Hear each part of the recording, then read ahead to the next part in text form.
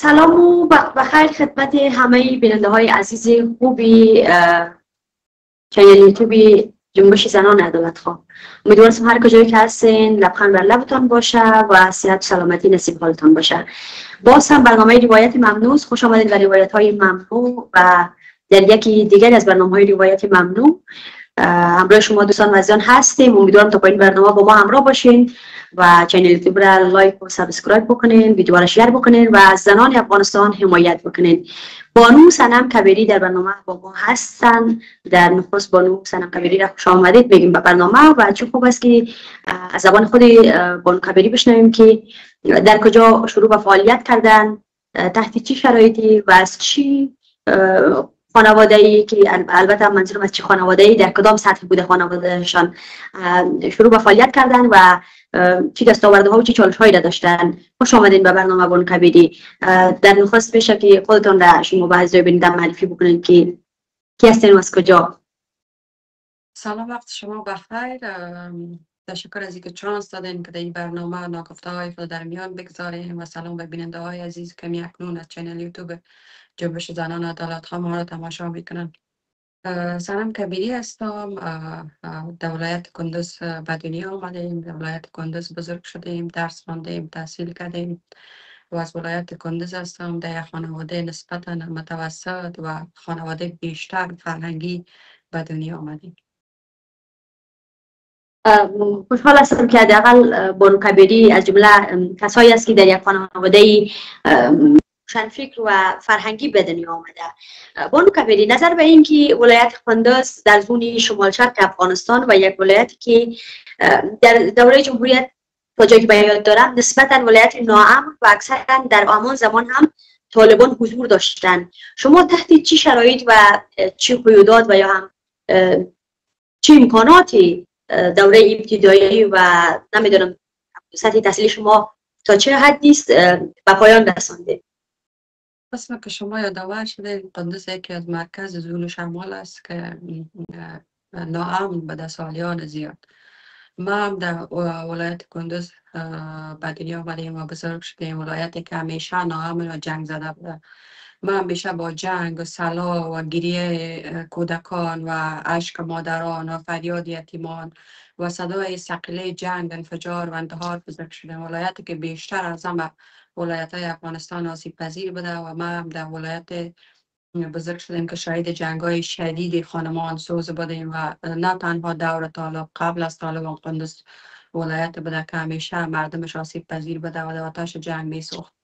ما در ولایت کندوز تقریبا بیشتر از 3 دهه پیش به دنیا آمدم، زمانی که سه مکتب بودم، دور اولی که طالب قدرت به دست گرفت. البته در اون زمان ما سه مکتب بودم، دوره مکتب بسته شد و خط جنگ در بین کندوز و خانواده که از ولسوالی های بنگی افتاد و ما همیشه آسیب پذیر از جنگ بودیم و مکاتب و مکانهای تحصیلی و شفاخانه ها، پناهگاه های امن گروه تروریستی طالبان که امروز در کشور ما حاکم است به پناهگاه امن مبدل شده بود. و ما هم مانند که امروز دخترانی که امروز آرزوی درس تحصیل مکتب میکنه، سالیان زیادی از درس تحصیل دور بودم و تقریبا 3 سال تمام در مکتب خانگی درس خواندیم. در زمان اول که البته طالبان قدرت را به دست گرفت، چون دارای مکاتب بسته بود و بعد از این البته به بهانه‌ای که آموزش قرآن کریم است می رفتیم درس می خواندیم، قرآن کریم هم با خود می بردیم، کتابای خودم با خود می بردیم و خرج مصارف معلمین اکثرا رضاکار بود و اکثرشان از طریق کمیته سویدن مصارف پرداخت می شد، چون یعنی آمادگی داشتیم که زمان اگر طالب هجوم ببره مبادا که بفهمه اینجا مکتب است بگوییم گرش مدرسه است، مدارس دینی است. و مشکلات زیاد رسوپری کردم. تقریبا 3 سال اونجا درس خواندیم و یک روزی از روزا بود که طالبا به خانه ما هجوم آورد، چون ما مردم تاجیک بودیم، در زبان بودیم، اکثرا تاجیکا و هزارا را در زمان اولم که به قدرت رسیده بودن کوچ اجباری میدادن و ما را کوچ اجباری دادن به دلیل از اینکه پدر بعد مقامت بود و کاکای ما از طالب فراری بود و به تخار مهاجر شدیم، چون زمانی که خانم کاکای ما البته دور اول طالب شوهر قبلیش طالب بود که یعنی بعد از اینکه شوهرش طلاق داده بود امروی کاکای ما عروسی کرده بود. هر روز کشمکش ها بود که باید خانم خود طلاق بدیم امرویش ازدواج کنم، چون اون خانم عامله هم بود. به این دلیل هشدار میداد و میگفت که اگر کاکای من میگفت اینه با خانمش حاضر نکنین، خواهرای من البته اون زمان جوان بود، خانواده ما را هشدار میداد که دخترایتان ما با خود نکاح میکنیم. باز پدرم که از این موضوع خبر شد ما را با تخار خواست، چندین تقریبا 3-4 سال در تخار بودیم. بعد از اون در بدخشان بودیم، اونجا هم که بودیم البته چون ما از یک ولایت به ولایت دیگر رفتیم باید اسناد مکتب مدار مهم بود. تو ساحه که حکومت بود مقامتی ها بود، تو ساحه دارای مکاتب باز بود، مکاتب شفاخانه ها مدرسه ها باز بود و جایی که طالب بود بسته بود. و اونجا مکتب سامی البته به طور عجیب من میرفتم سامی درس میخواندم تا زمانی که دوباره طالب ناپدید شد و حکومت کرزی روی کار آمد و من دوباره امتحان دادم به صنف 7 مکتب را پیدا کردم و مشکلات زیاد را دیگه سپری کردیم. یعنی طالب از زمان کودکی که با ما است تا امروز. سلام جان، خودت یک موضوع اشاره کردی، بحثی کوچ اجباری ازبک ها، هزاره ها و همچنان تاجیک ها یا همون فارسی زبانان از نقاط مختلفی که به نظر خودت چی تفاوت است میان دور اول حکومت طالب و اکنون؟ چون ما هنوز هم شاهدی امی کوچای اجباری و اینمی مشکلاتی که دیگه اقوام افغانستان با او دست پنجه نرم میکنه هستیم و میبینیم که داره هنوز ظلم را انجام میده. آیا کدام تفاوتی خودت میبینی؟ شبدیز عزیز ما تفاوت را نمیبینیم، برعکس فقط طالب بیشتر از سابق خشنتر وارد جامعه ما شده. چون فرقش فقط است که او زمان کمره نبود، میدیا نبود، مردم در میدیا شبکه‌های اجتماعی دسترسی نداشتن که تا جنایات برملا شود. همچنان قسمی که امروز است هر روز بعد از جمعه در پارک‌های تفریحی زنان شلاق میزدن، درای مکاتب بسته بود، درای دانشگاه همه جا بسته بود و هر جمعی که میگذشت بعد از نماز جمعه اینا اعلان میکردن که یا قصاص میکردن یا ایست که زنها و مردان در پارکای تفریحی شلاق میزدن. هیچ فرق نداره بین از او.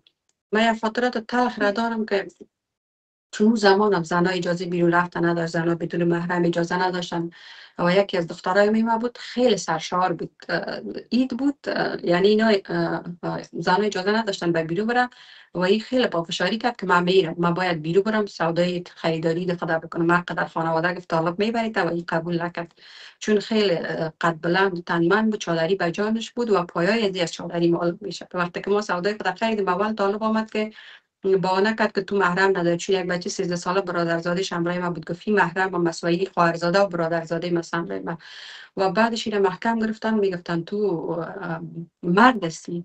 چنانی را شلاق میزدن، هر قدر چوب میزد فریاد میکرد من مرد نیستم زن هستم، تا مجبور شدن بالاخره کوری از این لج کردن، از چادریش بلند کردن و فهمیدن که این خانم از این رها کردن و خانه آمده بود. ترس و وحشت از یک لحاظ و چندین ماه پادر بود از جای خود کشتن بلند شده و راه رفتن نمیتونست.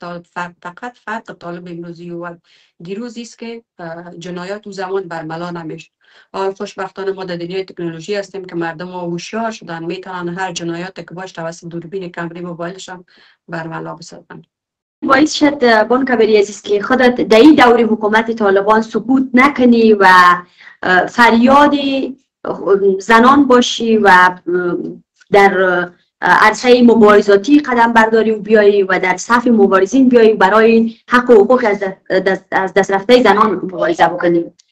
خب من از وقت که خودم میشناسم و جامعه خودم میشناسم و میشناسم که من انسان هستم و یک دختر هستم، ما مبارزه کردیم. ما در یک خانواده سنتی بزرگ شدیم و زمانی که دور حکومت کرزی آمد و مقعد بود من امتحان دادم به صنف مکتب را پیدا کردم. یعنی صنفی های قبلی من کلش به ازدواج داده شده بود. همون زمان هم ازدواج اجباری بود، دختران به نکاح اجباری برآورده میشد، دختران اکثرا ناپدید میشد چون افراد طالبه اکثرا قنداری بود، به قندار انتقال میدادن با خود نکاح میکردن. ما شاید خوشونه جنایات بیشتر طالب بودم و بعد از اینکه ما آمدم صنف مکتب بودم، یعنی او صنفی های قبلی ما نبود، همیش به ازدواج داده شده بود. ما از اون دوران اکثر دخترای نوجوان بود اجازه فامیلی نداشتن که به مکتب بیاین. صنف 5-6 که میشت از خانواده اجازه نمیداد. ما به خانه کورس سواد آموزی داشتم و فعالیت های مدنی داشتم در ضمن از اینکه مکتب میرفتم، دانش آموز بودم و هم به خانه سواد آموزی داشتم، برای خانم درس میدادم و هم در ضمن مکتب بودم. البته مکتب ابتدایی معلم بودم، سالیان زیادی را معلم بودم و من تقریبا صنف نوع مکتب شدم. خانواده تصمیم گرفتن که من باید عروسی کنم، چون ما خانواده سنتی بودیم، دختر که جوان میشد باید عروسی کنه و فعلا هم همچنین رسم رواج در ولایت ها بیشتر است که دختر جوان شد باید عروسی کنه و مشکلات زیاد را سپری کردم. و در ضمن از اینکه من 3 طفل به دنیا آوردم، دانش آموز مکتب بودم، متعلم مکتب بودم، کارسی کردم، مشکلات زندگی مشترک و مشکلات خانوادگی، درس خواندم. من تقریبا مادر 3 فرزند شدم. بعد از 7 سال راه پیدا کردم به امتحان کنکور که موفق شدم به تحصیلات راه پیدا کردم و تحصیلات خود به پایان رسانیدم.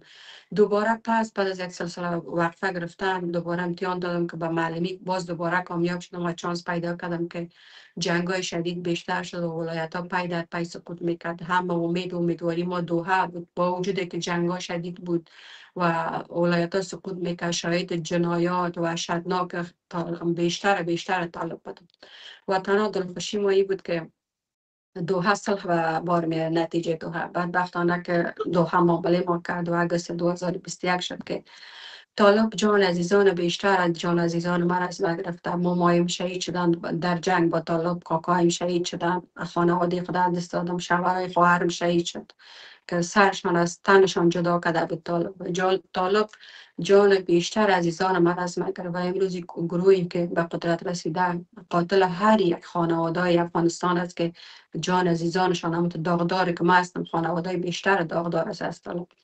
و مردم افغانستان، زنان افغانستان نمیخواست، ما نمیخواستیم ما آنچه را که ما تجربه کردیم با مشکلات زندگی و اولادای ما تجربه کنه و در تاریخ سیاه دوباره دقیق در زمان تکرار شد که دختر ما دوباره صنف 6 مکتب بود و طالبا ما در مکتب بسته شد.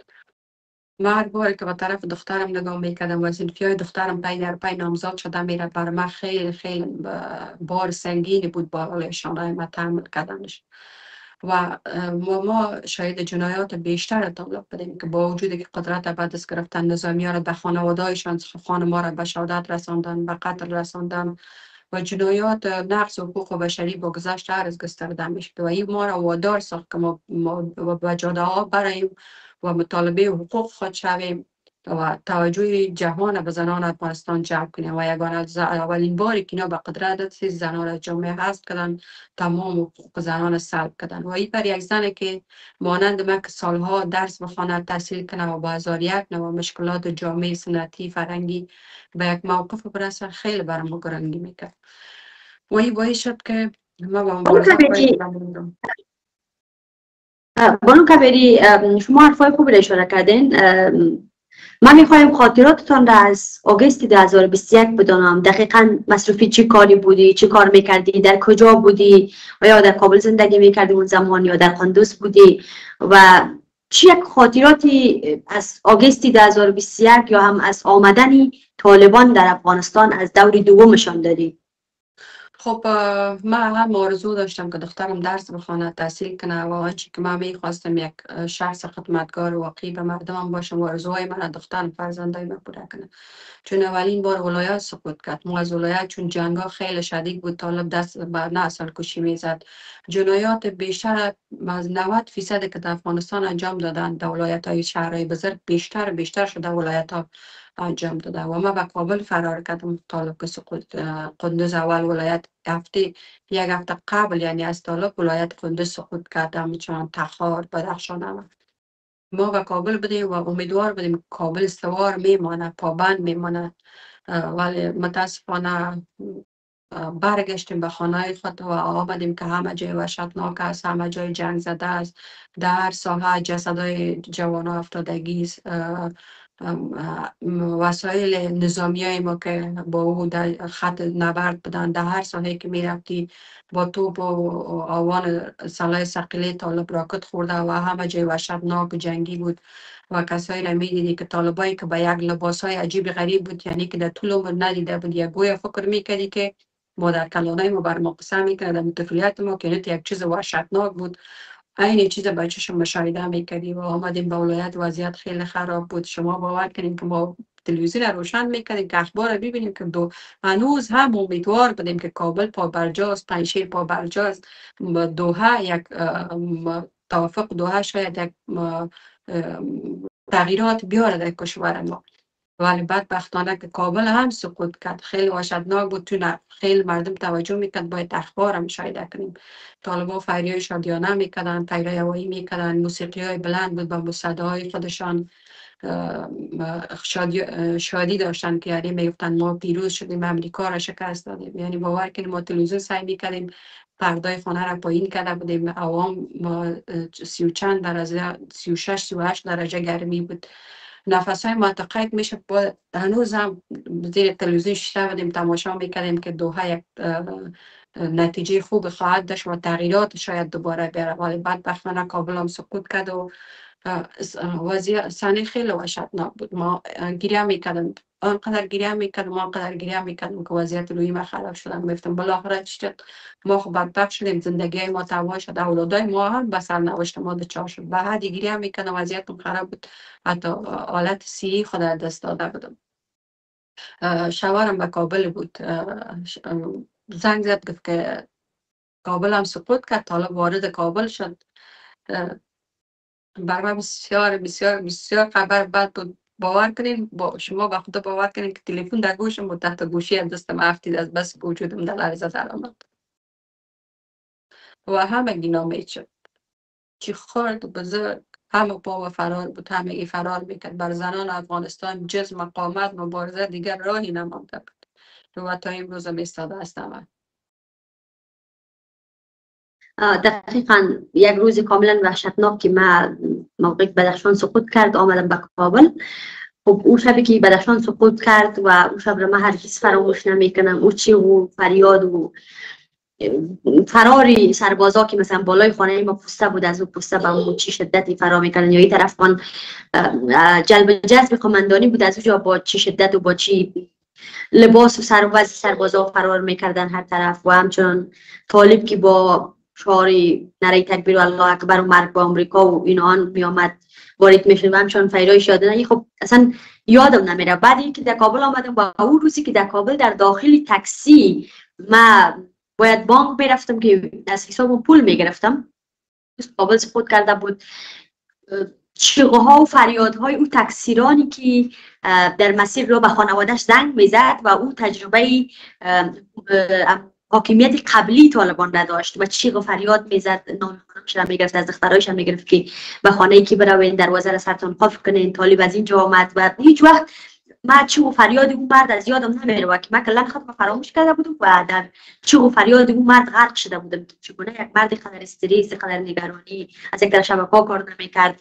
بسیار یک روزی وحشتناک بود و بالاخره زندگی تمام زنان افغانستان را این گروه وحشی نابود کرد. امیدوارم که یک تغییر بیاید و مبارزات زنان و این انقلاب زنانه به نتیجه برسه. بانو کبیری عزیز، تاثیرات این مبارزات را چگونه میبینی و چقدر امیدوار کننده است این مبارزات زنان افغانستان از دید خودت؟ در جریان حرفای شما باید یادآور شم به ادامه حرفایتان. شما در کابل یعنی دیدین که تکثیران گریه میکرد، یعنی ما وضعیت بسیار تلخی را در ولایت تجربه کردیم. چیزی که مرا بیشتر رنج میداد که نظامیه ما اسیر شده بود. نظامیه ما اسیر شده بود. تو جوانا با اون لباسی که میدیدیم احساس آرامش عمل میکردیم ولی دستایشان بسته بود. مستیوان ور با موتر بار کردن و از طرف میدان می آوردن به طرف قماندانی. مرا بسیار رنج میداد هیچ که فراموش نمیکنم. اگر طالب با جنگ میبود هیچ وقت پیروز نمیشد، چون نظامیه ما شجاعانه میرزمید. هم در مقابل این گروه زخمی میشدن، کشته میشدن، معلول میشدن، معیوب میشدن، ولی باز هم ایستاده میشدن. برادرای من نظامی بود، هر کدامشان که ببینی به دفاع از کشور بدنایشان زخم برداشته اگه جنگیده در مقابل طالب. خورد کلام پا فرار به طرف ایران میگفت راه پیدا کنیم، یک راه پیدا کنیم که برای به خاطر زنده ماندن خود. چون ما در ولایت بودیم که همیشه جنگ بود و شاید مقامات نظامی ما همیشه بودیم که چگونه در مقابل از اینا می جنگیدن و کشته و شهید می شدن. بالاخره اگست 2021 اولین بار که من در جاده‌های ولایت اعتراض کردم و به خیابان برآمدیم، فامیلا اجازه نمیداد. میگفتن شما نباید بری، امکان داره کشته شود در مقابل. طالبه که میگم به هیچ کس رحم نمیکنه، چطور جرأت میکنی در مقابل اسلحه از تو میری اعتراض میکنی و ایستادگی میکنی. خیلی اصرار کردیم و با جمع زنای فعال، دکترها، گزارشگرا، معلمین اعتراض کردیم و اعتراضات ما با شلاق، شکنجه و فیره مستقیم که بالای ما شلیک میکرد متفرق شد و برهم خورد. وقتی که برآمده بودم به خانواده گفته بودم که ممکن مرا چیز شه و توصیه خدا کرده بودم، چون خانواده میگفتن که اگر میری کشته شدی یا زخمی شدی مسئولیتت به دوش خود است. اگر زخمی شدی به ما تماس نگیری که بیایی بگویی ما زخمی شدیم. هر مسئولیت که شد به دوش خودت است و ما از جان خود گذشتیم، چون بر ما هیچ چیز دیگه بر ما هیچ امید بر ما نموند. و من بسیار خوشحال هستم که 4 سال مبارزه و قربانی زنان معترض افغانستان بی نتیجه بی پاسخ نماند. یک گروهی که 20 سال جنگید در مقابل طفل خرد بزرگ ما رحم نکرد، در مسجد، مکاتب، رمضان، روزا عید ما را به ماتم و دسترخوانه عیدی ما را به ماتم عزیزان ما مبدل میکرد، رحم نمیکرد. و امروز زنان معترض افغانستان یک گروه تروریستی را به چالش کشیدند. 4 سال است که سردرگم میگردن، هنوز جامعه جهانی یک کشور بر قدرت موفق نشده که به اینا رسمیت بده. من خیلی خوشحال هستم و ما امیدوار هستم که امید دارم و تغییرات ایجاد میکنه این قربانی زنای افغانستان و این مبارزات زنان افغانستان تاریخ رقم میزنه، تغییرات در کشور ما خواهد آمد. زنده و سلامت باشی و این امیدواری همه ما شما داریم. امیدوارم که هرچی زودتر یک تغییر و تحول در افغانستان بیاید و ملت اصیل افغانستان که چی در داخل افغانستان در گروه طالب هستند و یا چی در کشورهای همسایه در زیر ظلم و ستم و اخراج اجباری و فشارهای روحی و روانی قرار دادن، انشالله که اینا با آرامش برسن، همه ملت افغانستان با آرامش برسه. میخوایم که به عنوان آخرین پرسش پیام خودت را به زنانی که در داخل افغانستان زیر سلطه طالبان در گروه طالبان هستند و همچنان جامعه جهانی که شاید تا حال کاری بنیادی و عملی برای مردم افغانستان نکرده داشته باشم، خواستت از جامعه جهانی چیست و پیامت به زنان افغانستان چیست؟ خب قسم که معلومه در دوحه وقتی که توافقنامه دوحه امضا میشد، جامعه جهانی، کشورهای مدافع حقوق بشر و بدبختانه بگوییم متاسفانه بگوییم امان کنه که کشور ما را معامله کردن به گوی درستی تسلیم کردن و در نظر نگرفتن سرنوشت زنان اولویت که بر زنها داده شود و میبینیم که نقض گسترده حقوق بشری هنوز جریان داره و همیشه در حد یک اعلامیه شعار داده اما عملی نکردن. و امیدوار هستم که در 4 سال اخیری که شاهد جنایات و نقض گسترده حقوق بشری در افغانستان است و چشم دید است و تلاش کنن تا تغییرات ایجاد کنن. به نظر من فکر میکنم تا زنان افغانستان و مردم افغانستان خودشان همصدانشان و تصمیم آینده کشور خود نگیرن، فکر نمیکنم بیشتر از جامعه جهانی توجه داشته باشن. من فکر میکنم اینا وقفه گرفتن چون نمیخواین که سرمایه گذاری کنن و در بدل نابودی گروه تروریستی طالبان و دوباره کشورهای برقدره سرمایه گذاری کنن و بتانن که در کشور برگردن. به دلیل از اینکه میفهمیم که در مقابل طالب گروه توریستی و جنگیدن یک کشور به تسلط طالب هستند و شاید سالیان چندین سال طول بکشه که و ما امیدوار هستم که همان گونه که در دوحه توافق کنن بسیار با آسانی کشور ما را، مردم ما را تسلیم گروه توریستی طالبان کرده و همان قسم دوباره بالای طالبان فشار بیارن و یک حکومت مردمی و همه شمول بیاره. چون من میدانم کسانی که کشور ما را تسلیم گروه تروریستی طالبان کردن پس همونا میتونن دوباره تصمیم بگیرن تا در تغییر ایجاد در کشور ما و زنای افغانستان میخوایم دیگه برای ما شما هیچ نمونده. از زندگی جز مبارزه ما و زنان افغانستان شده. حق گرفته میشه، داده نمیشه. ایستادگی کنن، مبارزه کنن، مقاومت کنن، هیچگاه اجازه ندادم که خوشیایشان کسی ازشان بگیره، حقشان بگیره. همان گونه که در 4 سال شجاعانه مبارزه کردن و صف خدا بیشتر و قدرتتر بسازد تا صدایشان به گوش جوان و جوانیان برسد. ما هم با هم هستیم و مبارزه میکنیم، تلاش میکنیم تا تغییر ایجاد کنیم. گرچه کشور ما را گرفتن، زبان ما را گرفتن، هویت ما را گرفتن و به کشور تعبیر ما کردن که اصلا زبان، کلتور و فرهنگ هیچ چیزشان نمیدانیم. ولی ما امیدوار هستیم، مبارزه میکنیم، در هر گوشه و کنار که هستیم ایستادگی میکنیم، در کنار زنان افغانستان تلاش میکنیم تا تغییرات ایجاد شود. زنده و سلامت باشین. بانکبری عزیز، تشکر از اینکه دعوت ما را پذیرفتین، در برنامه حضور پیدا کردین و نگفته های زیادی را بازگو کردین، گفتین. این بود برنامه روایت ممنون که تقدیم حضور شما دوستان عزیزان شد. تا برنامه بعد که در خدمتتان قرار میگیریم. بدرود.